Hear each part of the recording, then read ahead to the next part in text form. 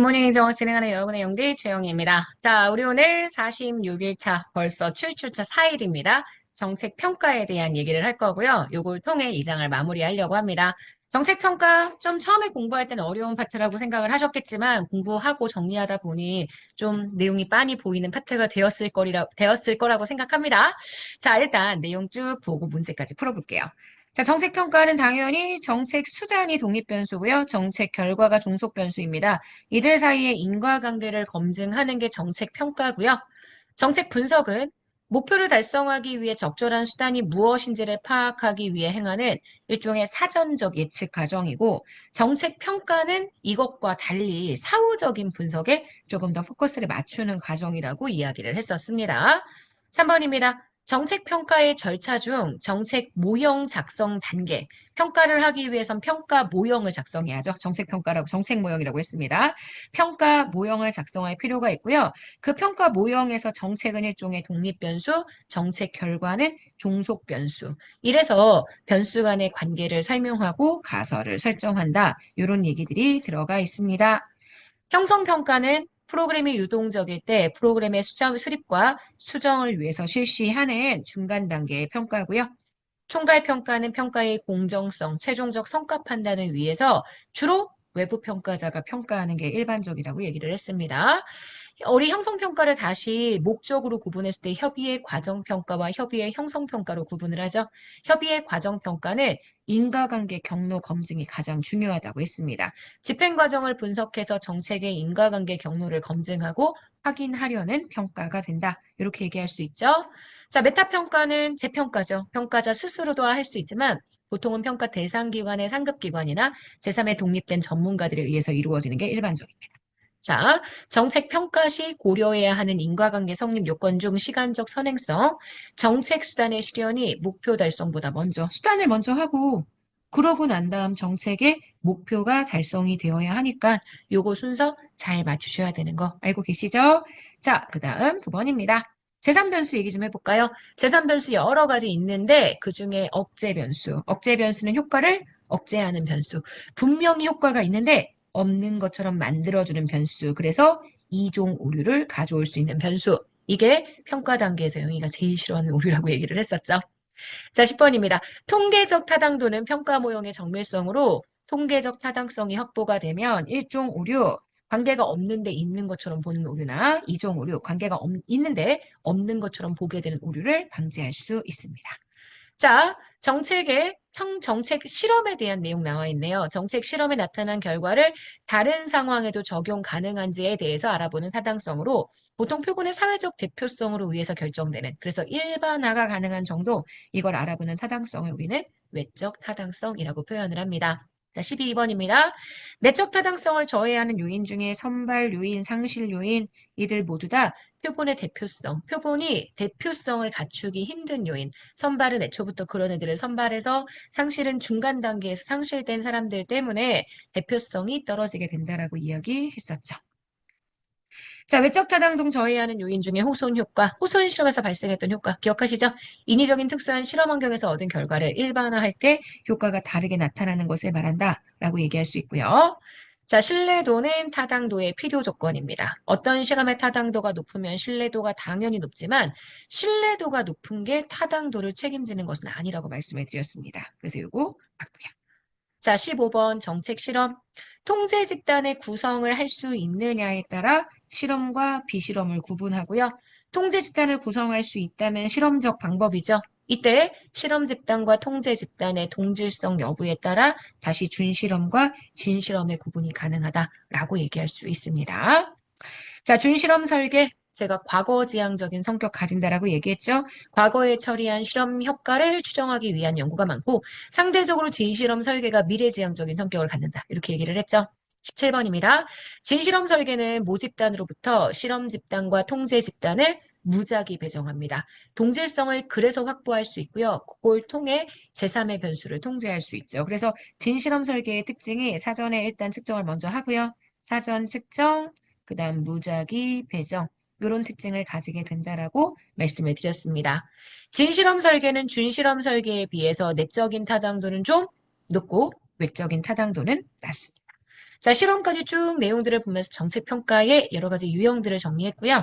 이제는 우리나라의 정부 업무 평가에 대한 이야기 좀 진행해 볼게요. 정부 업무 평가 대상 기관은 중앙행정기관과 소속기관, 지방자치단체와 소속기관, 공공기관 이렇게 셋으로 구분이 됩니다. 정부업무평가위원회는 국무총리 소속의 위원회예요. 위원장 2인을 포함해서 15인 이내의 위원으로 구성이 되고요. 위원장 2명인 기구가 많지 않은데 정부업무평가위원회와 규제개혁위원회는 위원장이 2명이라고 제가 얘기를 했었습니다. 자, 21번입니다. 국정을 통합적으로 관리하기 위해서 국무총리가 2개 부처 이상 중앙행정기관이 관련하여 주요 정책을 평가하는 거, 요건 우리가 특정평가라고 얘기를 하고요. 지방자치단체에 대해서 지방자치단체의 국가사무, 위임사무죠. 위임사무를 행안부 장관이 중앙행정기관의 장과 함께 평가하게 되면 그걸 합동평가라고 얘기를 합니다. 그래서 중앙행정기관과 소속기관, 지방자치단체와 소속기관 평가들이 일어나고요. 그 다음 공공기관에 대한 평가, 공공기관의 특수성과 전문성을 고려하고 평가의 객관성, 공정성 위해서 외부기관 평가한다. 요건 다들 기억하시죠? 네. 자, 그 다음 기획재정부의 재정사업 자율평가 있고요. 사업을 수행하는 부서에서 자율평가하고 이 자율평가 결과에 문제가 있다면 그때 기재부가 다시 심층평가할 수 있죠. 자, 정책평가에 대한 건 여기까지. 그 다음 학습. 학습은 학습 주체가 여러 가지 정책을 진행했던 과정에서 목표, 수단, 이걸 수정하고 보완해 나가는 전반적인 과정을 의미하고요. 버클랜드는 수단적 학습, 사회적 학습, 정치적 학습. 이렇게 세 가지의 학습을 얘기하죠. 그 중에서도 정책 수단이나 관리 기법에 대한 학습을 수단적 학습이라고 얘기합니다. 하울렛과 라메쉬가 얘기했었던 내생적 정책 학습과 굉장히 유사한 개념이라고 얘기할 수 있습니다. 단절적 정책 변동의 유형, 정책 지지 연합 모형과 정책 패러다임 변동 모형 두 가지 모두 다 이전과 다른 정책이 만들어질 수 있는 상황을 설명할 수 있는 모형이고 그중에 정책 지지 연합 모형은 완만한 그 다음 정책 패러다임 변동 모형은 급격한 정책 변동을 설명할 수 있는 변동 모형입니다. 자, 28번입니다. 호그우드 피터스의 정책 변동 유형 중 정책 승계는 정책의 기본적인 성격을 바꾸는 거죠. 목표는 그대로 유지하되 정책의 수단은 완전히 달라지기 때문에 승계라는 단어, 목표만 유지될 뿐 모든 정책의 기본적인 성격, 목표를 유지한 상태에서 수단이 완전히 교체되는 것을 의미한다. 요거 기억해 주시고 정책 유지와 항상 비교해서 정리를 해주셔야 합니다. 자, 여기까지 보면 내용은 다 정리를 했고요. 우리 문제 좀 풀어보도록 하겠습니다. 정책평가의 유형에 대한 설명으로 옳지 않은 것, 총괄평가는 정책 집행이 종료된 후에 평가하는 거고요. 형성평가는 집행 과정에 있을 때, 여전히 유동적일 때 프로그램 개선을 위해서 실시하는 평가입니다.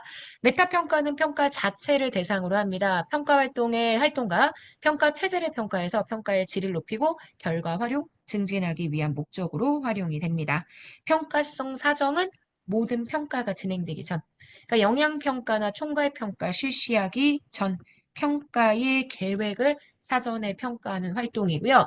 평가 다 하고 난 다음에 평가의 유용성이나 평가의 성과 증진 이런 것들을 전반적으로 평가한다고 한다면 이거는 메타평가에 대한 내용이 됩니다. 4번 X예요. 자, 2번입니다. 정책평가의 내적 타당성에 대한 내용. 역사 요인은 외부에서 발생한 사건. 이게 사전, 사후 측정 값을 다르게 말하는 거 얘기하죠. 준실험이 갖는 약점은 아시겠지만 준실험은 실험 집단과 비교 집단의 동질성을 갖지 못하기 때문에 일반화는 좀 쉽지만 내적 타당도는 상당히 떨어진다라고 얘기할 수 있습니다. 혼란 변수나 허위 변수를 배제할 수 있다면 허위 변수나 혼란 변수 모두 다 재산 변수입니다. 그러면 재산 변수를 제거했을 때 정책 평가의 타당성, 내적 타당성이 높아지죠. 성숙 효과는 말 그대로 실험 대상자들이 성숙해서 신체적인 변화를 겪어서 값이 달라지는 거고요. 사전 측정의 내용에 친숙해서 측정값이 달라진다면 이거는 검사 요인이라고 얘기를 합니다. 그래서 지금 보시는 4번 틀린 선지가 돼요. 자, 3번입니다. 정책평가에서 조건이 양호한 집단들을 대상으로 정책 수단을 실시한 후에 그 결과가 좋게 나타난 다른 정책 수단을 다른 상황에 적용하려고 할 때 나타나는 외적 타당성의 문제라고 얘기한다면 애초부터 정말 맛있는 부분만 쏙 골라 먹는 크림, 그죠? 크리밍 이펙트, 크리밍 효과라고 얘기할 수 있습니다. 자, 정책평가. 정책평가는 대안을 선택하기 위한 과정이 아닙니다. 사후적인 평가고요. 인과관계를 허위로 만드는 매개 변수는 독립 변수의 결과이자 종속 변수의 원인이 되는 변수입니다. 정책 평가 시에 인과관계가 성립을 하려면 정책 수단이 먼저, 그다음 정책 목표가 나중에 이렇게 나타나야 인과관계가 있는 거죠. 정책 평가 연구 시 현실적인 제약으로요. 진실험보다는 보통 준실험의 방법을 더 많이 사용합니다.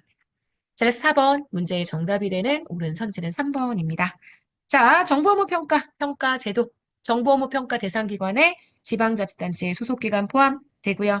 국무총리는 2개 이상의 중앙행정기관 관련 시책, 주요 현안 시책, 혁신관리 대통령령이 정하는 대상 부분에 대해 특정 평가 실시하고요. 평가 결과 공개합니다. 정부업무평가위원회 위원장은 2인이고요. 15인 이내의 위원으로 구성하고요. 국가 위임 사무에 대한 평가는 특정 평가가 아니라 합동 평가입니다. 그래서 4번 X. 자, 6번. 정책의 목표는 변동하지 않고 정책 수단을 변화시키거나 내용을 근본적으로 수정한다면 목표는 그대로 있는 상태에서 수단에 대한 전면적인 교체가 들어간다. 맞죠? 이런 걸 우리가 정책의 지금 승계라고 얘기합니다. 자, 여기까지 해서 우리 오늘 정책 평가까지 내용 다 정리를 했습니다. 매일매일 거꾸로 진돗배기에서 하는 것들이 기본서 읽는 과정인 건 다들 알고 계시죠? 기본서 정말 마지막일 거예요. 다음번 처음부터 끝까지 정독한다는 느낌으로 내용 보셨으면 좋겠고, 지금 우리 선지로 들어가 있는 것들은 중요 선지가 아니라 기본서를 읽게 제가 기본서의 앞부분, 마지막 부분 찾기 좀 어렵게 내용들을 구성해서 여러분들이 책 한번 다 읽기 위한 목적으로 진행하고 있는 건 알고 있죠? 기본서 꼭 한번 마지막으로 시험 전에 읽어보신다고 생각하시고 정리해 주시면 좋겠습니다. 자, 여러분. 2025년에도 여전히 오늘 하루는 다 여러분 겁니다. 힘내시고 어제도 열심히 살고 오늘도 열심히 살 거죠? 작심 3일이라고는 얘기하지만 내일이 3일째고요. 3일째가 되고 그 다음 날이 되어도 여러분들이 지금 네, 내가 이렇게 해야 되겠다라고 결심하신 내용들 꼭 지켜갈 수 있었으면 좋겠습니다. 오늘은 정말 여러분 거고요. 내일 아침에 만날게요. 여러분, 안녕.